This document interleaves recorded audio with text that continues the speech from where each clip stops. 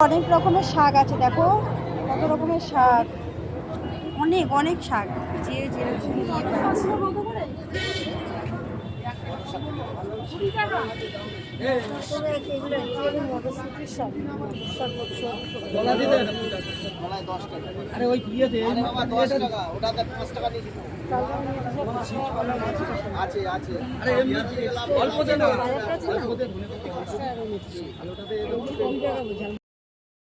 Video করবে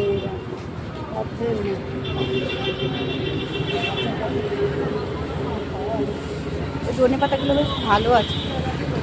ধনে পাতা কত করে? দাও তো একটা।